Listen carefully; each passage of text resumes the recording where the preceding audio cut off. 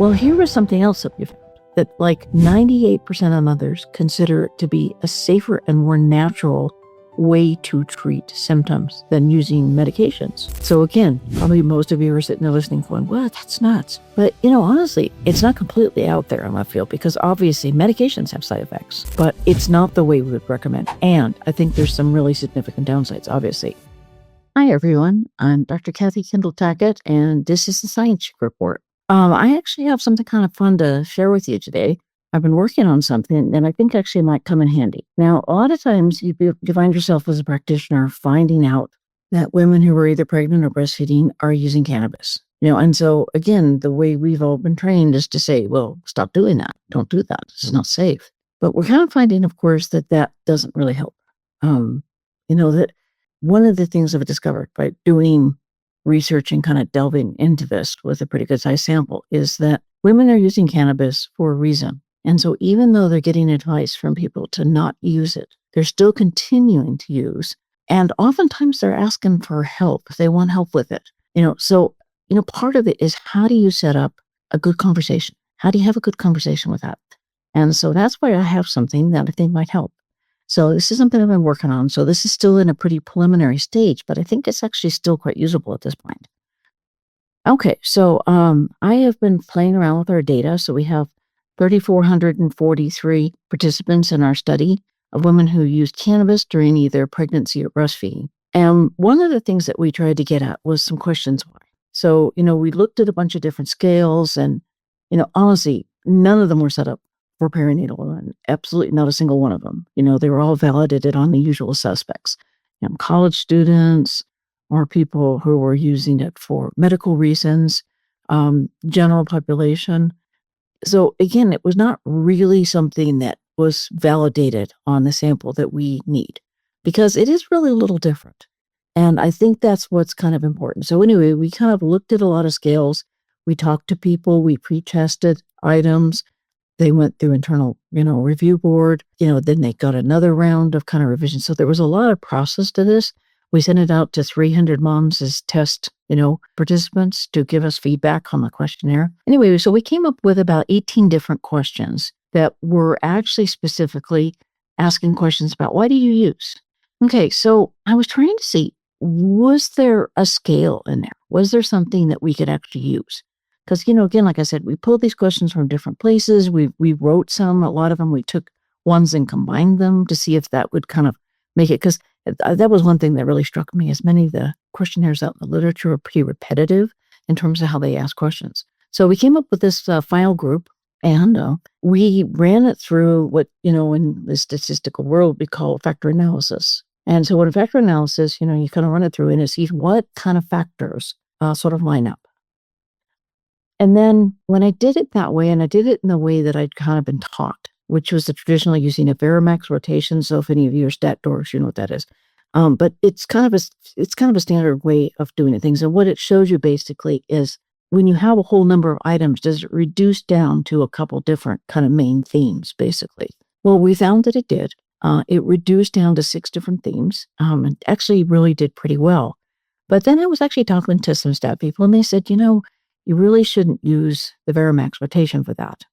And I said, well, why? I mean, that's kind of, for a long, long time, that was the only one that was out there. And they said, well, the Promax assumes that your variables are independent of each other, or to be specific, they say that they're orthogonal, okay, that there's no relationship between them. But unfortunately, that's not the way it works with particularly a topic like this. So many things are overlapping. For example, it may be fun, but it's also available. It's also something that helps you kind of cope with symptoms. I mean, so these are all things that can overlap. People can have multiple of these reasons. So the recommendation was I use another type of technique called a Promax, and that does not assume that those factors are independent. And actually what shook out was really interesting, because in the first round, when I used the Promax, what came out is the huge fan favorite argument is people did it for fun. Okay. I don't think that's much of a breakthrough, honestly. I would say that's probably the biggest reason people give. Yeah, hey, I do it because it's fun. Okay. But when you're talking, especially in the perinatal period, and the goal is to kind of do some harm reduction, that is not actually that helpful. I mean, yeah, I think it's still probably there. I think it is reality for many people, but I think it's much more complicated for that.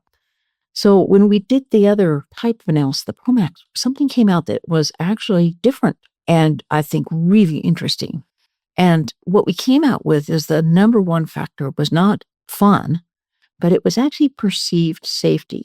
And this actually went with some of the other things we've seen in this data set. For example, we have almost half of the mothers saying that they're not trying to get high. Oftentimes they're trying to deal with health symptoms. And as we wrote in one of our papers, they have health symptoms and they're trying to kind of deal with past trauma. So trauma causes health symptoms, which drives cannabis use. So that's kind of the way that relationship shakes out. Okay, so they're trying to kind of treat themselves, in other words. And so, yeah, I mean, that actually does make sense to me. That makes a lot of sense. Okay, so, but why cannabis? Well, here was something else that we found that like 98% of mothers consider it to be a safer and more natural way to treat symptoms than using medications. So again, probably most of you are sitting there listening going, well, that's nuts. But, honestly, it's not completely out there in left field because obviously medications have side effects, but it's not the way we would recommend. And I think there's some really significant downsides, obviously. I think probably the biggest thing that we know is in terms of effects, especially during pregnancy, is it does really seem to increase the risk of preterm birth. We've got a lot of really good recent data on that. In terms of long-term effect, those are much harder to track down, honestly, because there's a lot of things that are confounding factors like social adversity. Oftentimes people with higher amounts of social adversity are more likely to use cannabis, right? So this is kind of what we found. So perceived safety was number one.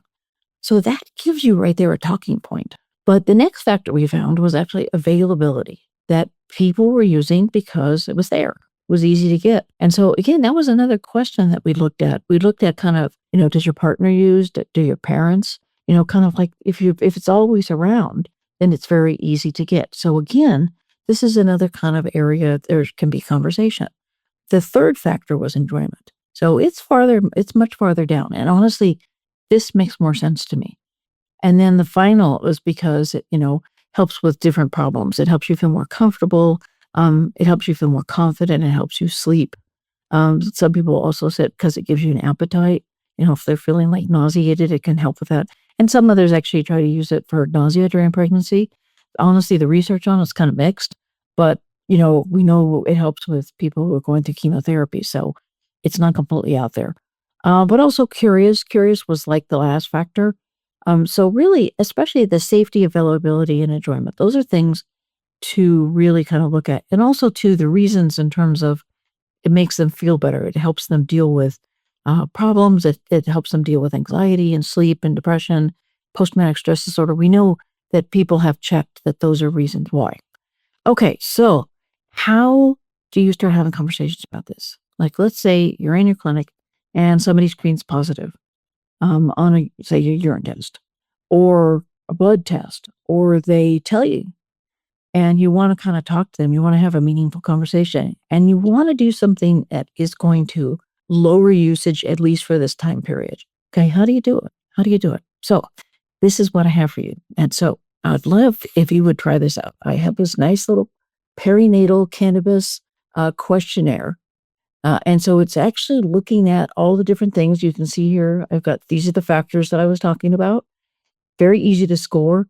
And it's really meant to be used as a clinical tool, that you can actually sit there and, have a mom fill this out, and then you can have a conversation, And so again, this is what we kind of started getting from qualitative studies. People would say, don't just tell me no, give me some other ideas, so they're asking for the information. They want it. So this is actually a tool that I hope will help you use it. Now you're wondering where you can get this.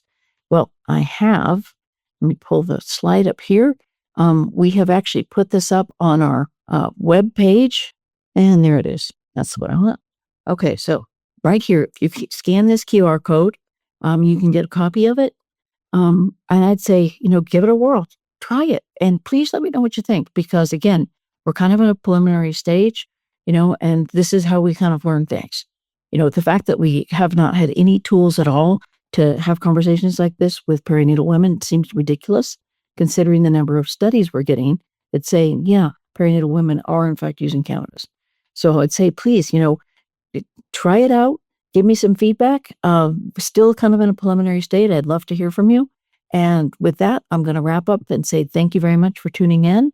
I hope this is helpful for you, and I will see you next time.